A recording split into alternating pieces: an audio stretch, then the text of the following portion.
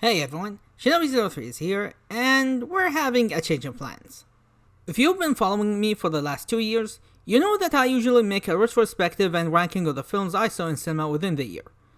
Well, this year there's no need to explain why, but in case you came from the future and you don't know what I'm talking about, Google COVID-19 and you'll get your answer. Due to the pandemic, and especially in a country you can't decide if the president or the citizens were the dumber ones, everything went to a halt, including a potential World War III and the film industry. Everything was delayed and cinemas remained closed, except for the few that tried to open again almost as they were daring people to go there again, meaning we had a handful of new theatrical films and they're not enough to fill a list. So I'm picking a new topic instead.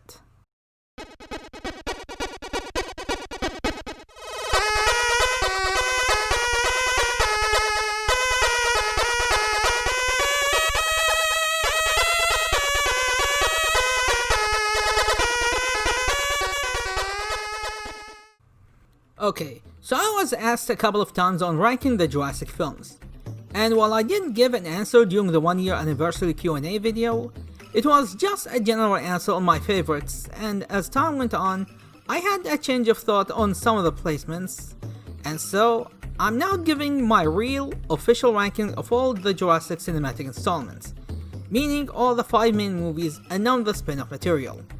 And instead of ranking them based on favoritism, I'm going to rank them based on their quality, from the writing, the editing, the effects, and how well can they stand on their own.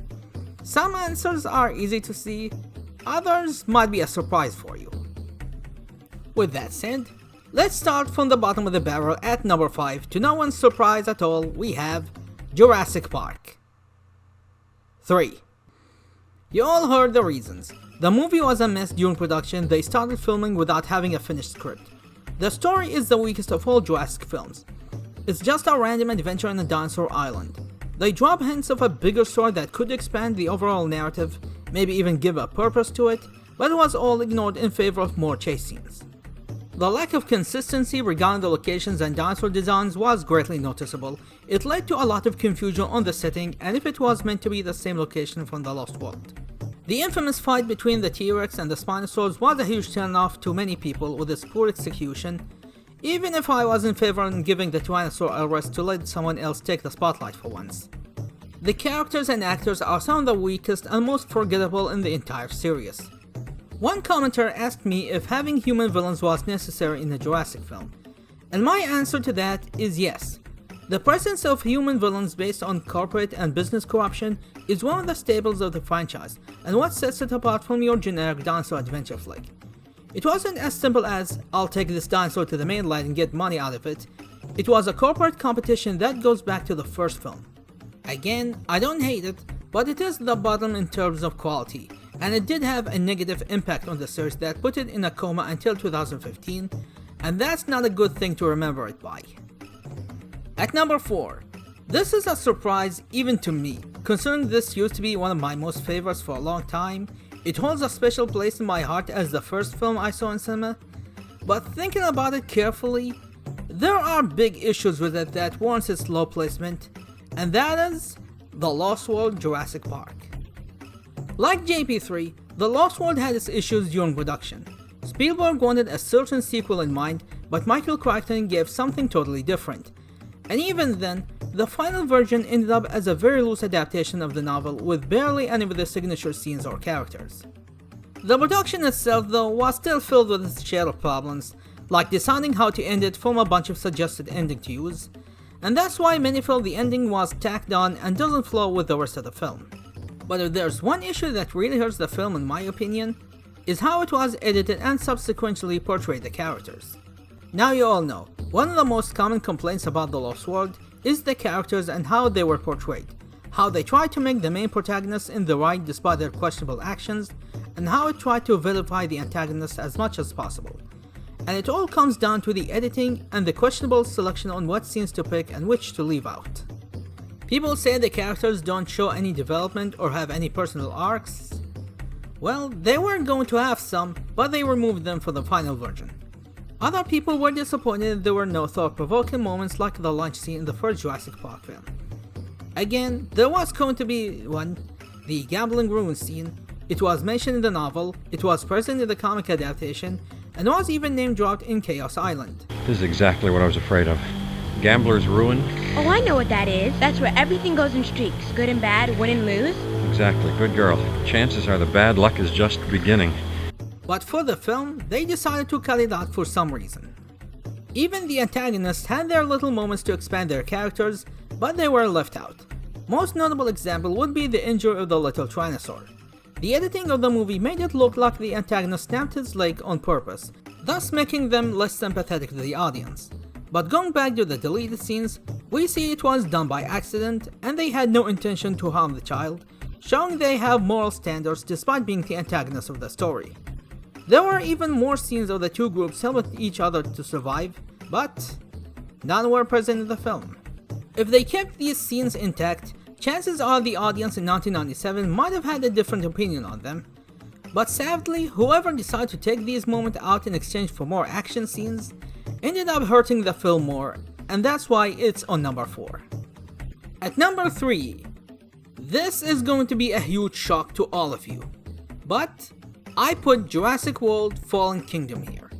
Yes, despite me being the biggest Fallen Kingdom apologist in the world, that doesn't mean I think it's the best of the series. There are still great things about it. The story is finally evolving from the stale jungle chases to dinosaurs reaching outside their world, which is a plot point I've been wanting to see as a fan of the book for ages. It's closer in tone to Michael Crichton's novel than any of the films, and remember the business corruption being one of its main elements. The special effects are an improvement over Jurassic World. So why is this in the middle instead of being a little high on the list? That's because this film can't stand on its own. It's one of the sequels that relies heavily on knowing previous events in order to understand what is going on. This is a very continuity heavy installment, and it depends on the audience knowing a great deal of past events and mythos to understand character motivations and their relationship to one another. The Lost World and JB3 were sequels to Jurassic Park, but they were more self-contained in a way that allows the audience to watch without necessarily needing to know the first film. The World movies, on the other hand, are made as 3 chapters of a single narrative, and you need to watch them all together in order to get a complete story. Now, it'll be interesting to see how Dominion is going to play as, but chances are it's going to face the same problems here. But for Fallen Kingdom, it's a great film, but not the type you can watch on its own and expect to understand every single detail without having prior knowledge to the previous films. Now, we have 2 films left. So take a guess which one is going to take the number 1 spot. Done? Okay. At number 2, we have Jurassic World. The first installment in the revival of the franchise, and the one that gave it new blood and still going strong to this day. Perhaps even better than the previous generation with how far the franchise has expanded since its launch. Jurassic World is like a soft reboot of the franchise, but not in the way it pretends previous sequels did not exist. And since it's the first part of the new trilogy, you can get into it even if you haven't seen Jurassic Park, as it plays out everything you need to know about the new setting and how it works. You get a package of new characters who are all played by phenomenal actors with personalities that are simple, but it plays with the film's advantage as you gradually get to know them and watch their growth from start to finish. That includes the dinosaurs as well, now with named dinosaurs taking center place in the story in a way we've never seen before. And I know some purists hate this direction, but as is the theme of this franchise, some things had to evolve in order to keep up with the world. The film is beautiful to look at. The theme park goes as one of the fictional places we wish it was real and go there. The dinosaurs are majorly done in CGI, and I know it's a turn-off to many practical effects purists, but thanks to the evolving technology, we got to see them in action in ways that weren't sufficient in the past due to technological limitations. We can see them in bright daylight without the need to rely on darkness or conveniently place shadows to hide their faults, which is a good thing if we want CGI to improve further. And of course, you have the commentary about the nostalgia and the film industry disguised as the quality of the park and why it's declining in its visitors, and the attempt to attract them by introducing new dinosaurs to keep things fresh, which was fitting to the film, as if the makers knew what the audience would think the same way about the franchise getting revived after being laid dormant for over a decade. And hey, I heard a lot from the community that this film was better than the previous sequels, so it must be doing something right. Well then, That leaves us one choice left. At number 1 is Jurassic Park, the dinosaur film that changed how dinosaurs are presented in cinema and gave a new look at these creatures that killed the old dim-witted tailed dragon lizards of old ages. And while many people just point out the effects as the sole reason for its success, there are other important factors as why this is still the best and loved to this day that I don't think they bring up that often. First, the sense of wonder. Now you hear a lot of people say the sequels were bad because they didn't have the sense of wonder of the first film. Though to be fair, that's a very hard thing to replicate. You can't have characters getting amazed by the dinosaurs or locations in every film, especially now that they had become public knowledge and the world had its chance to visit Jurassic World for years till they got bored of it. That's like having the original cast of Resident Evil getting scared and confused and panicking over every monster they see in every sequel they make. It wouldn't make sense to have the same reaction every time something appears to them. And that applies to the cast of Jurassic Park. They saw the dinosaurs, they moved on to more important matters, like getting the heck out of the island.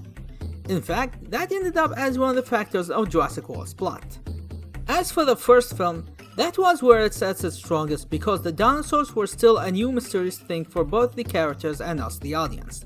There was still a mystery behind them that makes us want to know more about them. The second factor here are the characters. There's a good reason why they're still memorable to this day, and that is the simplicity of their presentation.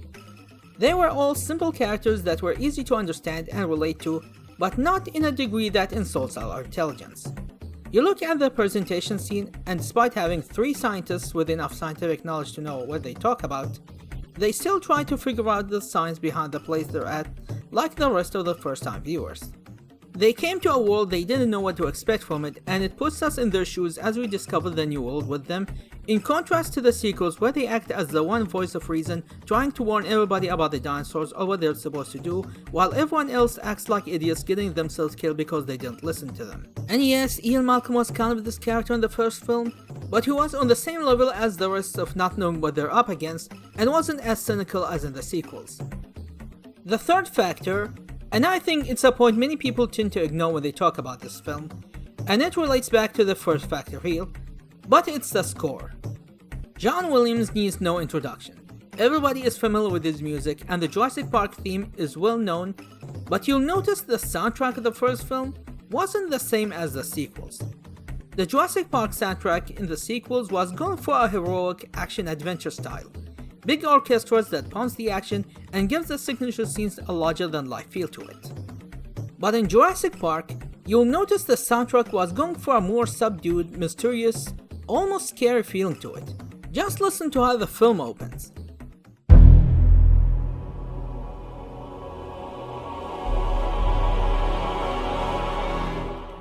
None of the other films opened like this.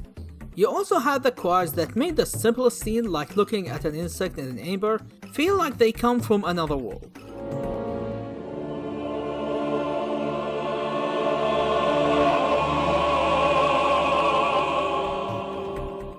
Again, the sequels switched their style and theme for a more heroic adventure style, with none of the old mysterious haunting style of the original, unless it was a recycled score.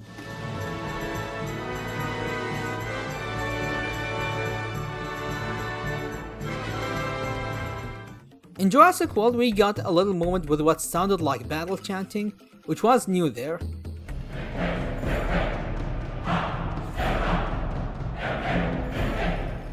Fallen Kingdom brought back the choirs, but was on the epic style, not on the mysterious style of the original.